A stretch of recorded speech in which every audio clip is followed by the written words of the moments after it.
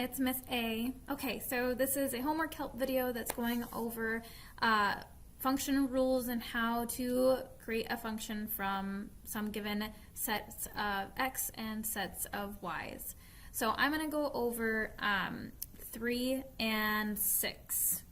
Now I'm going to go over 3, but I'm all the way, and then 6 I'm going to kind of get you started on, and I'm not going to finish. So it's going to be a really short, quick video. Alright, so first off, when we're writing a function rule, we need to find the relationship that works for all of our inputs and all of our outputs. And what I mean by that is we need to find one equation that works for every input-output. So if I put in a 3, I should get in a 6, so on and so forth. So first, let's look at this. So what I was telling a lot of my students is trying to see, okay, so if I have a input of -4 and an output of -9, what can I do to that -4 to get a -9? Now, I'm going to use some tools that I know about linear equations and help me with my process of trying to figure out this equation, because that's the hardest part of where to start. So the first thing that I can see I'm going to look for is when x is 0. Because in a linear equation, we know that y equals mx plus b, right? And b is when x is 0, or its starting point. And that's going to be added or subtracted to the product of the slope being multiplied by our x value. So sometimes we may, if we have a 0 and a number, sometimes there might be a multiplier or a divisor, sometimes there won't be, but we know for sure that we're going to either add or subtract that b value. So let's look at this again. So looking at my table here, I am going to look down my x inputs and try to find I have a 0. And for when x is 0, y is 3. So that means that in my equation I know, and somehow I'm going to add 3 in there. Okay, so so I know that I'm going to add 3 somehow. So let's look at my slope.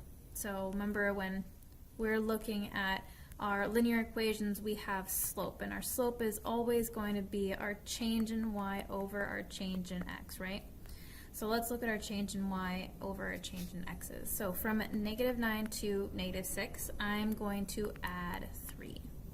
And then I'm going to do the same thing here. And it's continuous. That means that there's a linear equation here that's happening. It has a constant multiplier.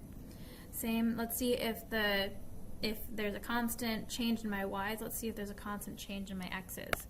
So I'm going to add, okay, from -4 to -3, I'm going to add 1. Is that the same thing for here? -3 add 1, I get -2.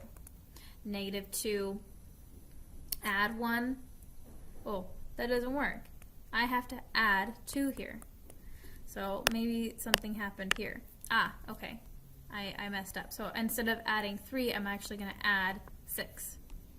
Okay, so here's my change in my x's and change in my y's. So I can actually reduce 2 over, so let's look at these ones right here. I have a change in my y of 3 over 1, which gives me 3. Now my other one that doesn't seem consistent, I can actually reduce it down to 3. So that's my constant multiplier, that's my m. So my equation is going to be y equals 3x plus 3. Let's see if that works with my first one. So if I have an output of -9 and an input of -4, if I multiply -4 by 3 and I add 3, am I going to get -9? -4 times 3 plus 3, -9. So yes, it works for that. But remember, you have to make sure that it applies to more than just one input-output. So what I would like you to do is to test those on your own. I'm not going to go into doing that for you. All right. So let's move on. Have any questions, please make sure to ask your teacher, me, anybody. All right, I'll see you guys later. Bye.